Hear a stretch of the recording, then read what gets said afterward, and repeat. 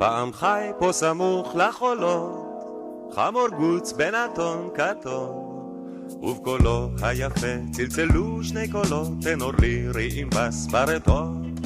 לשונות עם לא עז לא ידעו, בידיעות מבריקות לא הפתיע, אך בלילה היה הוא מרים קול ומחריש רקיע. המילים לא היו חשובות כביכול, כי נער הוא רק איה, כי בזה הוא כאילו אמר את הכל, ובזאת את הכל הביע.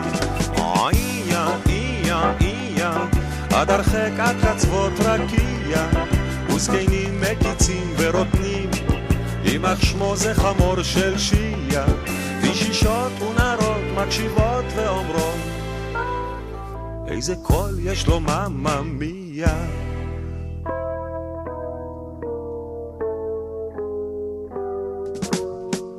כל היום הוא סחב עגלה שדילגה על גבי שוחות, וכתום יום עמל של דילוג ודהירה, הישיע מושך במושכות.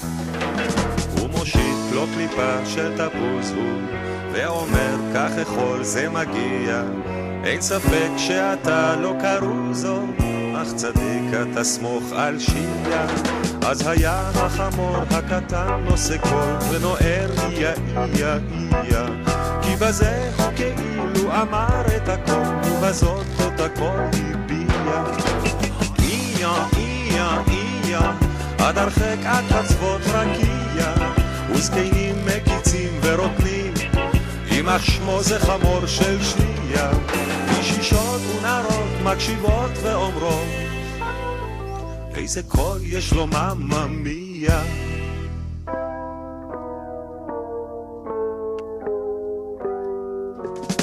זמן עבר החמור ובעלה, זה מכבר בעולם אינם, אך בליל שערה אלי צל עגלה, צל אותו חמורי כה נרתע, בשעה שבשחור השמיים רם את קולו משמיע, מתערבב שקשוק גלגליים של עגלת חמורו של שיעה, וברוח ורעם אזי עולה קול ונוער איה, ומקים הברקים ובין שחת לשאול, חמורי כה כצל מבקיע.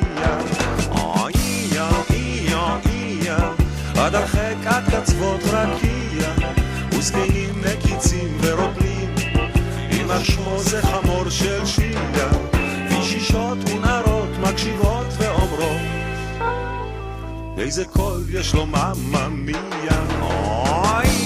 איה, עד הרחק עד קצוות רקיע, וזקנים מקיצים ורוטנים, יימח שמו זה חמור של שיעה, וישישות ונערות מקשיבות ואומרות, איזה קול יש לו מאמא מיה.